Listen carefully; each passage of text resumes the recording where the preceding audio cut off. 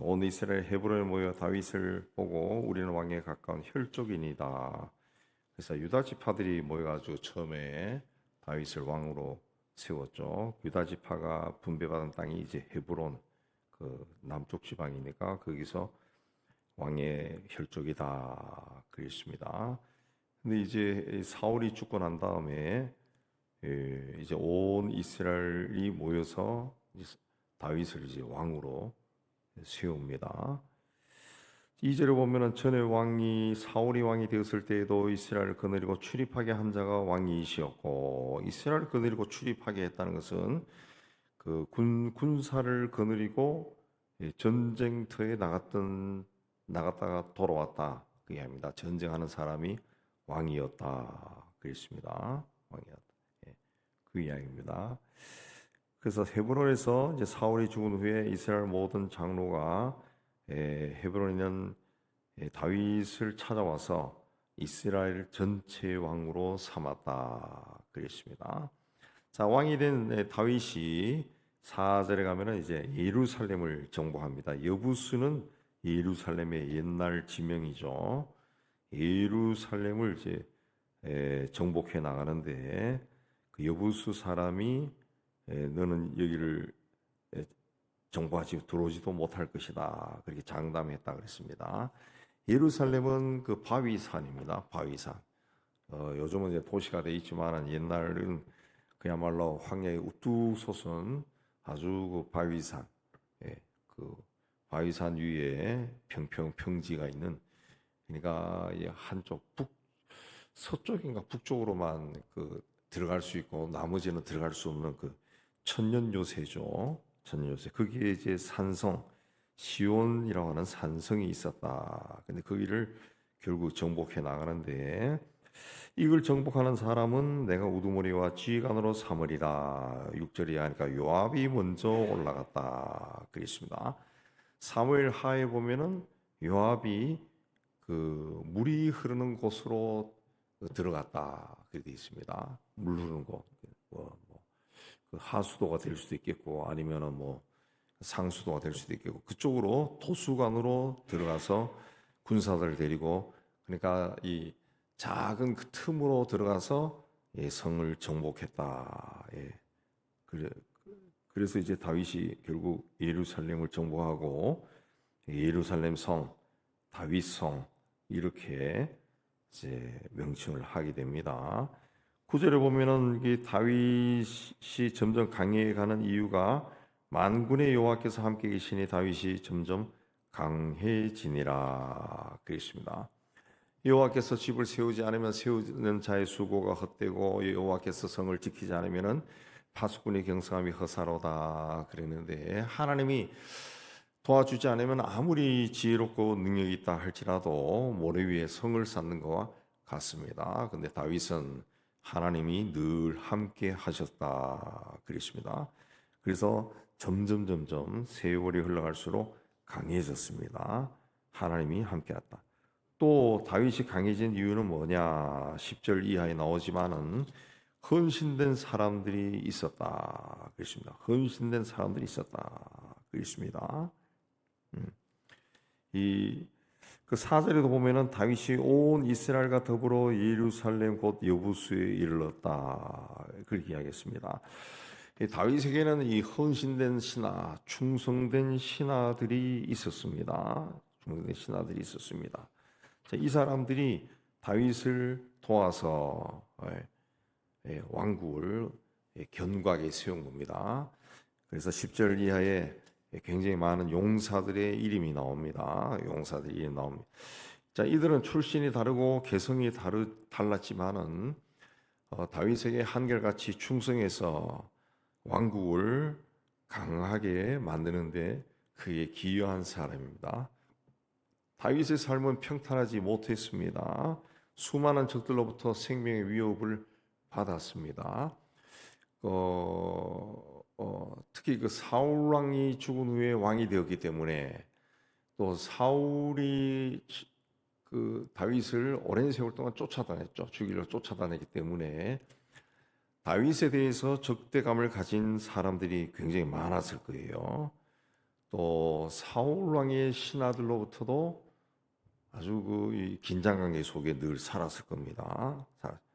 그리고 다윗의 시대가 아직 견고한 시대가 아닙니다. 사울도 마찬가지지만은 왕국으로서 나라로서 국가의 기초가 세워갈 때입니다. 그래서 불안할 수밖에 없습니다. 불안할 수밖에.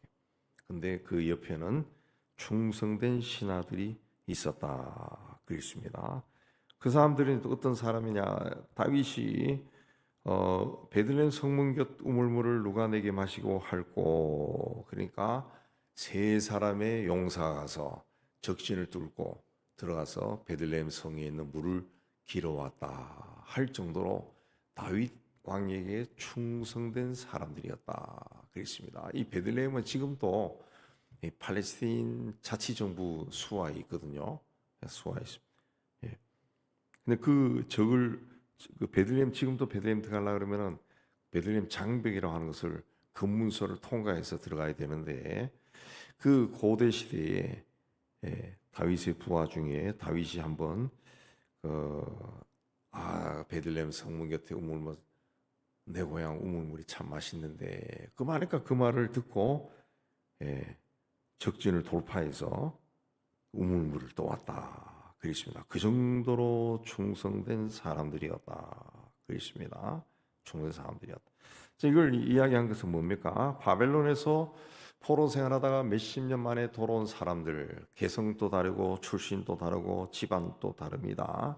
그럼에도 불구하고 우리가 다 하나가 되어야 나라를 재건할 수 있다. 이런 메시지를 주는 겁니다. 이스라엘 왕국은 다윗이란 사람이 탁월했기 때문에 세워진 것이 아닙니다.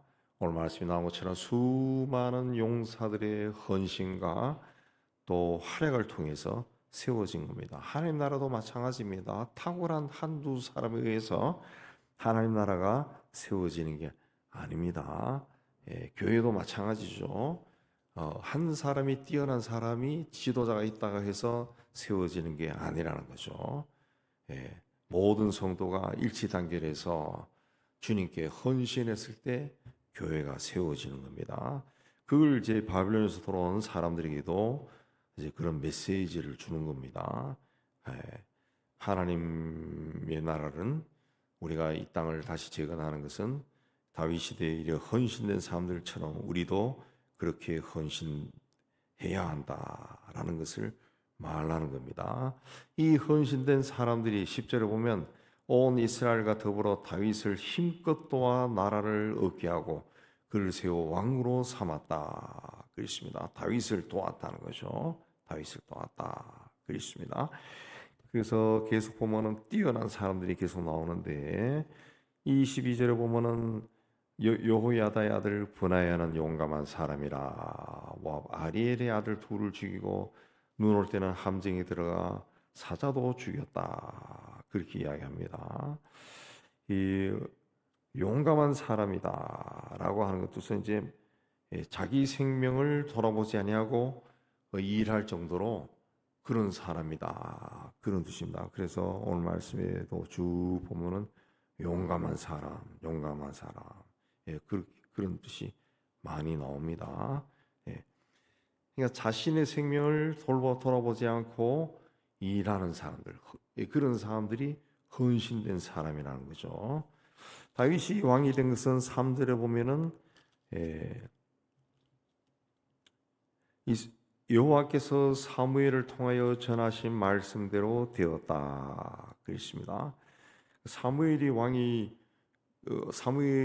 한 말씀이 수십 년 전이죠. 수십 년 전. 그게 세월이 흘러가지고 다윗이 이제 왕이 되었다 그런 뜻입니다. 하나님이 하신 말씀은 반드시 이루어진다 그런 뜻이 됩니다. 다윗은 어린 시절 목동 시절에 그런 부름을 받았지만은 그러나 그 말씀이 20년이 지나서 성취되었습니다. 하나님이 우리에게 하신 약속이라 할지라도 그게 오늘 당장 이루어지지 않을 수가 있어요. 오랜 세월이 흘러서 이루어지는 것도 많습니다. 하나님은 급하게 일을 하시는 분도 아니고 그렇다고 더디게 일하시는 분도 아니고 하나님은 하나님의 때에 일하시는 분입니다. 하나님 와서 모든 것이 성숙하고 무르익었다 생각할 때 역사하시는 분이 하나님이십니다. 그러니까 세상 역사를 이용하시는 분이 하나님이십니다. 그래서 예수 그리스도께서 세상에 오실 때는 그 제국들이 다 지나가잖아요. 아시리아 제국이 지나가고 바벨론 제국이 지나가고 그다음 헬라 제국이 지나가고 그러면서 이제 제국이 점점 넓어지면서 마침내 로마가 천하를 통일하고 로마가 한 가장 잘한 일이 뭡니까? 도로를 닦는 거죠. 도로를 닦고 사람들이 교통이 편리해지고 그랬을 때 그리스도가 오셔가지고 복음이 온 세상에 확 퍼져버리는 거죠. 확 퍼져버려. 그렇게 해서 복음이 계속 전파되다가 또 중근대에 이르러서는 대영 제국이라는 것이 등장하니까 그야말로 남미와 아시아와 세계 곳곳으로 선교가 또 이루어지는 거죠. 선교가 이루어지는 세상 역사를 하나님이 또 이용하신 거죠. 이용하신 거죠. 서구 선교사들에 의해 가지고 서구 선교사가 그 제국주의에 같이 힘을 얻어 가지고 세계 곳곳으로 퍼져 나갔잖아요. 그게 이제 민족 자결주의, 민족이 이제 깨닫는 시기, 이성의 시대가 등장하면서 사람들이 깨닫는 거죠. 그래서 독립의 시대가 막 등장하니까 이제 서구 선교사가 환영을 받지 못해요. 그러자 이제 한국의 선교사들이 세계 곳곳에 들어간 한국 선교사들이 또 환영을 받아요. 지금 통계적으로는 세계에 들어간 선교사들이 여전히 미국의 선교사가 제일 많고 그 다음은 한국 선교사들이 두 번째로 많다 그럽니다. 그냥 우리나라 선교사들은 어느 나라에 가서도 적응을 한다고. 왜? 우리나라는 이 연교차 1년 단위로 봤을 때 기온 차이가 40도, 50도가 된다면 40도, 50도, 영하 20도에서 영상 40도까지 올라간다. 그런 데서 살았기 때문에 세계 어느 곳에 가더라도 적응할 수 있다. 제 고등학교 동창하는 미국에 이민 가서 살던 애는 어쩐 일인지 제가 모르겠는데 우리 단톡 카톡으로 올라오는 소식을 보면은 알래스카에 들어가 살더라고. 알래스카에.